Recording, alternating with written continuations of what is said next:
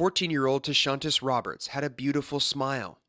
Her and my niece was together, and her and her brothers,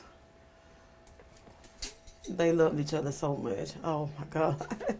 It shines through these pictures her mother, Tenora Jones, has hanging on the wall. And you had other pictures of her just smiling and birthdays and everything else. So she really was full of life. Showing a life that burned brightly for all to see.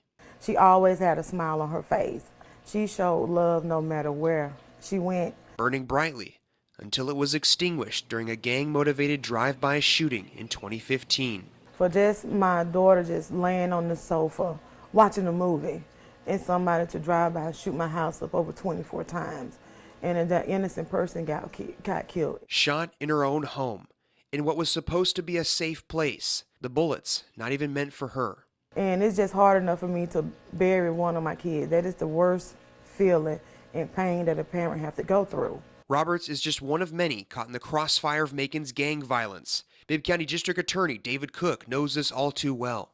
A general rule of thumb is that half of violent crime is going to be, at least for our jurisdiction and jurisdictions similar, that half is going to be gang motivated. According to Cook, when he took office in 2013, prosecutors were not using the Gang Act to the fullest extent. And essentially, we were not using best practices to effectively combat criminal street gangs here in the Macon Judicial Circuit. The Gang Act does two things. It allows more evidence tied to gangs to be brought into trial, and it can upgrade charges and crimes when they're tied to gang activity, which Cook says can sometimes increase prison sentences. Once he became Macon's top cop, however, Cook says they started utilizing this law more and better training. It was an immediate success. We got a number of convictions against the gang leadership in Macon, and these are for serious crimes. I mean, these, many murders and other violent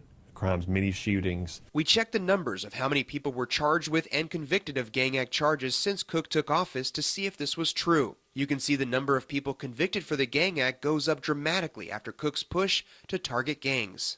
For the most part, we've taken out the biggest leaders in town, and we sent them off, and they're not coming back. But those victories came with unintended consequences. If you decimate an organization, there's going to be a power vacuum that follows, and that appeared to follow after we took out a lot of the leadership and our homicide rate began to go back up. They're fighting it out to see who's on top. Cook says even after all their arrests and convictions, they estimate at least 12 gangs are still operating in Macon. The problem is, even as law enforcement takes out high-level members of Macon's gangs, Cook says there's always younger gang members to take their place. So by reducing the amount of youth that turn to gangs, Cook is hoping to take out their foundation and topple them for good. That's why Cook says his agency is focusing on bringing the school justice partnership to life to keep kids out of the juvenile justice system. So that we'll have less kids joining gangs, raising strong children so that we don't have to fix broken adults. Jones couldn't agree more. You don't want to see your child dead or in prison when there's other routes to go in life.